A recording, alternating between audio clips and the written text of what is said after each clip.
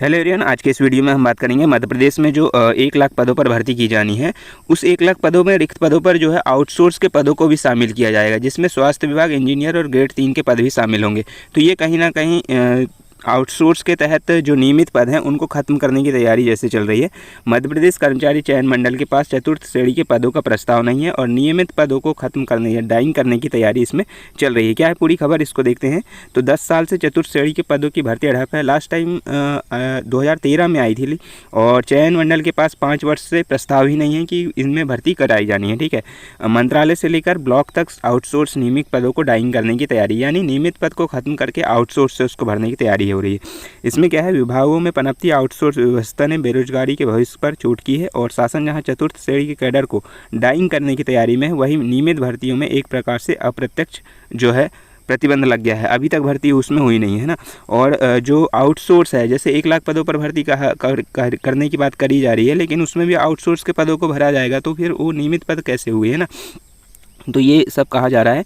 और पिछले साल जीएडी की सहमति पर वित्त विभाग ने एक प्रस्ताव तैयार किया, जिसके तहत चतुर्थ श्रेणी के रिक्त पदों पर आउटसोर्स से भर्ती करने का उल्लेख था। इस प्रस्ताव पर मंत्रालय में कर्मचारी खुलकर विरोध पर आए थे, लेकिन प्रक्रिया चल रही है और आउटसोर्स को बढ़ावा देने के लिए मामला कैबिनेट में ले जाने की तैयारी है।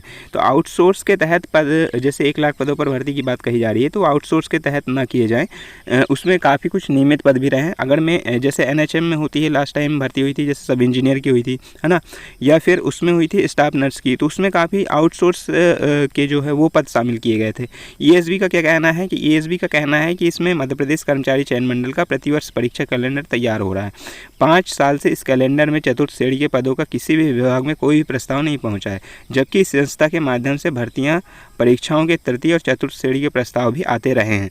और ESB के अधिकारियों का कहना है कि ये विभागों का विवेकाधिकार है, लेकिन जब उनके पास में प्रपोजल भेजा जाएगा तो वो भर्ती करेंगे।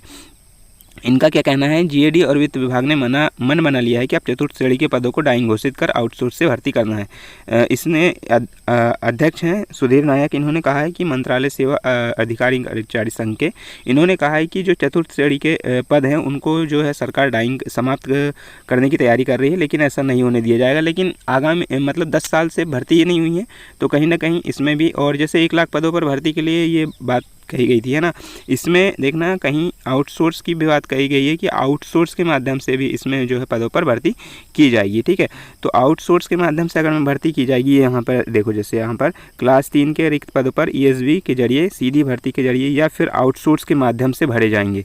और क्लास 4 के पद आउटसोर्स या सीधी भर्ती, मतलब क्लास 4 मतलब वही हो गया चतुर्थ श्रेणी के पद सीधी भर्ती या आउटसोर्स से भरे जाएंगे।